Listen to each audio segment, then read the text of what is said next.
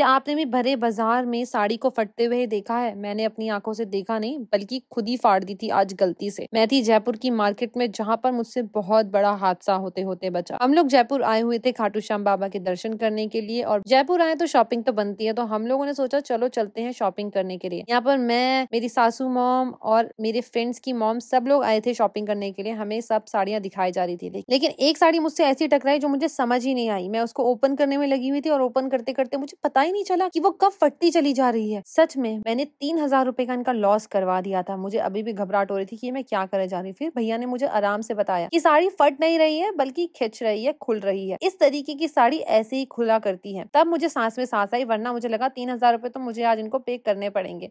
यहाँ पर बहुत ही सुंदर सुंदर साड़ियां थी। बंदेज की साड़ियां मुझे बहुत ज्यादा प्यारी लगती हैं। सारी साड़ियां मैं देख रही थी एक एक करके कि कौन सी सबसे ज्यादा सुंदर है, और आप देखोगे इनके पास सारे कलर्स थे। बहुत ही चीप प्राइस में यहाँ पर साड़ियां मिल रही थी। 2 से 3,000 की यहाँ पर साड़ियां आपको अच्छी से अच्छी आराम से मिल सकती है। इसलिए कंफ्यूजन हो रही थी कि कौन सी क्या लेनी है। अगर महंगी होती ना तो मैं 2-3 ही लेती, लेकिन सस्ती थी इसलिए मैंने 5-6 साड़ी तो ले ही ली। ये पिंक और रेड कलर का कॉम्बो मुझे बहुत ही सुंदर लग रहा था, और जब भी मैं साड़ी लेती हूँ ना सबसे पहले घूंघट लगा के देखती हूँ कि मैं कैसी लगूंगी, और सच में ये साड़ी मुझ पर बहुत ज्यादा खिल रही थी। ऐसा सब लोग बोल रहे थे और मुझे भी लग रहा था, तो मैंने सोचा क्यों ना इस साड़ी को ले लिया जाए। और मैंने तुरंत ही भैया को बोल दिया इस साड़ी को आप तो साइड रखवा ही देना। तुरंत साड़ी को साइड रखवाने के बाद मैंने अपने हस्बैंड को टास्क दिया कि तुम्हारे पास 10 सेकंड है, 10 सेकंड्स में मेरे लिए कोई अच्छी सी साड़ी ढूंढ के निकालो। और वही सेम साड़ी लखन ने मेरे लिए ढूंढ के निकाली। लेकिन मैं ज्यादा सरप्राइज नहीं थी क्योंकि ऐसा हो चुका है। आज तक लखन ने मुझे साड़ी गिफ्ट नहीं करी, क्योंकि लड़कों को तो पता ही नहीं होता कि उनकी वाइफ को कौन सी साड़ी अच्छी लगेगी। सबकी अपनी अपनी चॉइसेस होती हैं। तो यहाँ पर मैं अपने लिए साड़ी खुद से पिक कर रही थी, और बहुत ही सस्ती और सुंदर साड़ी थी। फिर मेरी फ्रेंड यशी ने अपने ऊपर साड़ी लगाई जिसको पहन के वो बहुत सुंदर लग रही थी। उसके बाद एक एक करके मैंने अलग अलग कलर की साड़ियां देखी। यहाँ पर सब हम फन कर रहे थे, लेकिन एक टाइम आया जब हम सभी के सभी बोर हो गए थे। हमारी बॉडी आकड़ गई थी क्योंकि हम इतनी सारी साड़ी की शॉपिंग करते करते हमें 2 से 3 घंटे बज गए थे। तो भाई लड़कों की तो बैंड बज ही गई थी, साथ में मेरी भी बज गई थी। मुझे तो बहुत तेज नींद आने लगी थी क्योंकि 8:30 बज चुके थे। रात में शॉपिंग करने पे तो मुझे कभी मजा नहीं आता। अगर शॉपिंग करनी है तो दिन में आकर करो। और सोते सोते मुझे समझ ही नहीं आ रहा था कि कौन सी साड़ी कब अच्छी लगेगी। एट दी एंड मेरी हिम्मत का बांध बिल्कुल टूट गया था। अब बस बारी थी कुछ खाने की और घर वापस जाने की। तो जयपुर में एक डोसा मिलता है जो कि बहुत ज्यादा फेमस है। मैं और मेरी टीम वहीं चले गए थे डोसा खाने के लिए। सच में इनके पास डोसे की बहुत सारी वेराइटीज हैं। इतना थिन क्रस्ट डोसा मैंने कहीं नहीं खाया। सच बता रही, मेरी मम्मी बहुत टेस्टी डोसा बनाती है। उसके बाद अगर मुझे पसंद आया तो वो ये है, लेकिन मेरी मम्मी का ज्यादा बेस्ट था क्योंकि सांभर मुझे इतना खास लगा नहीं। आप भी जयपुर आओगे तो पहले साड़ी खरीदोगे या फिर कुछ खाओगे पियोगे, मुझे कमेंट से जरूर बताना। मिलते हैं दूसरी वीडियो में बहुत जल्द। तब तक के लिए वीडियो को लाइक कर दो, चैनल को सब्सक्राइब कर दो। Bye bye, love you all.